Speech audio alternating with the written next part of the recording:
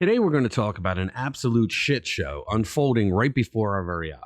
So picture this. New York's subway system, once the pride of the city, now feels more like a war zone. More on that in a minute.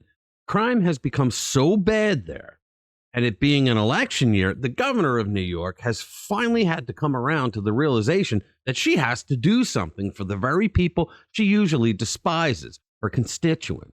And what she's doing about it anywhere else would be said to be way over the top. But thanks to the Democratic Party that turned the city into a shithole, it's absolutely necessary. Let's get into it. We do want to begin tonight with the rising crime rate in New York on America's largest subway system, with millions of commuters and tourists riding every day. Well, now, an extraordinary new approach by the governor there to bring down crime in the Big Apple. The Democratic governor announcing a major crackdown. Hundreds of National Guard will begin tonight patrolling subway platforms and checking riders' bags. Hey guys, welcome back to the channel. So Governor Kathy Hochul, bless her heart, decides it's time to make commuters feel safe again. Make commuters safe again. How? By deploying an army of National Guard units, law enforcement officers, and get this, mental health workers into the subway system. I mean, seriously, who would have thought that the once great city of New York would find itself in such a sorry state? But hey, that's what happens when you let a bunch of incompetent politicians run the show, am I right? First things first, let's talk about the elephant in the room. The skyrocketing crime rates in the city that never sleeps. That means the criminals never sleep either, folks. It's gotten so bad for Democrat polls that even Hochul had to step in to send in the National Guard, state police, and MTA cops, 1,000 of them, to try to restore some semblance of order. Now, talk about a fall from grace. Hochul also announced that she'll be deploying teams of mental health workers to the subways, because apparently that's what's needed to combat the surge of grand larcenies and other major crimes. I mean, sure. Let's just send a bunch of shrinks to talk to the criminals instead of, actually enforcing the law and locking their asses up. Brilliant plan, Kathy, really top notch. Hochul also plans to introduce a new law that would ban anyone convicted of a violent transit assault from riding the Big Apple's subway or bus system. Sheer genius, because nothing screams effective crime prevention quite like telling criminals they can't use public transportation. I mean, it's not like they're going to find alternative means of getting around or anything, right?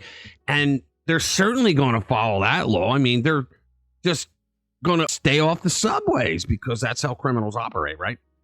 This entire shit show by Governor Hochul was just that, a showboating to make the people of New York think that the Democrats are doing something to protect them. In her speech, Hochul made no mention of Daniel Penny. He's a former U.S. Marine who was charged with second-degree manslaughter after choking Jordan Neely for threatening people in the New York City subway train, culminating in Neely's death. Penny's arrest has caused many New Yorkers to cease assisting others who have been victims of crime for fear of being accused themselves. Way to go, New York Democrats. One thing that is not being talked about is that the Democratic Party of New York caused the spike in crime rates in New York. They did.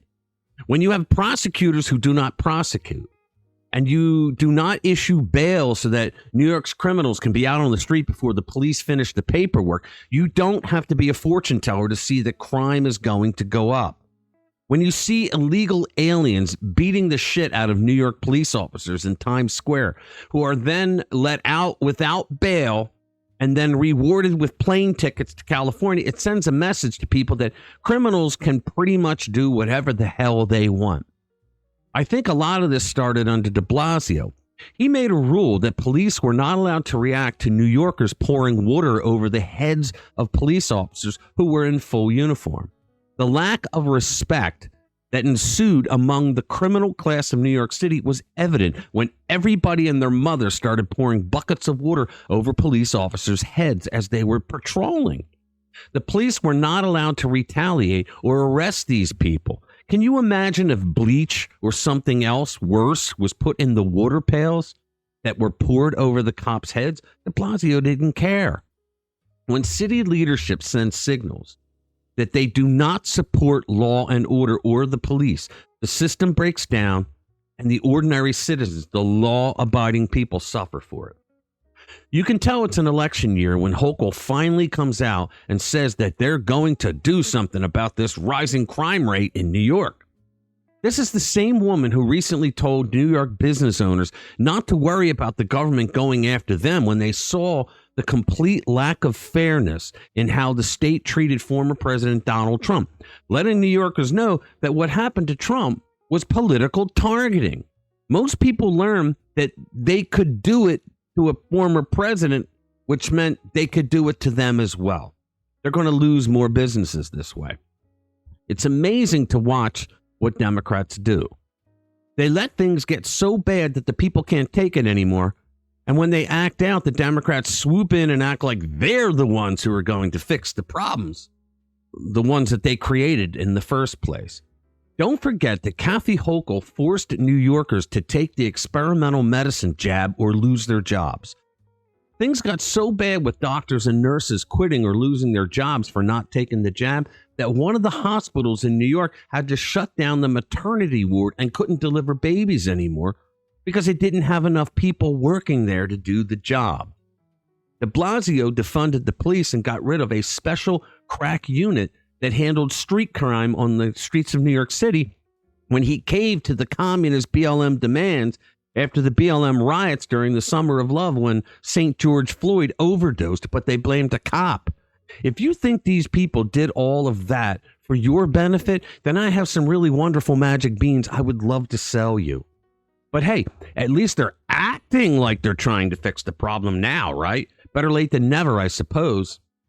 And they think their little show here is going to make New Yorkers forget what they did to them that caused all of their problems, that now they're swooping in as the heroes saying that they're going to fix them just in time for November's election.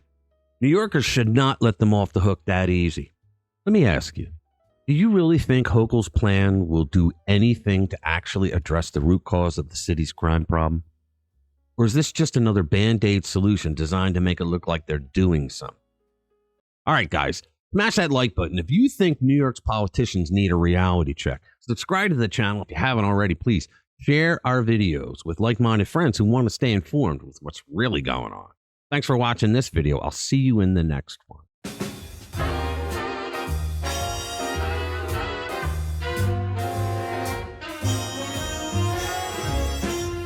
The gentle April rain that stained the window panes last night is all but gone, but lingers on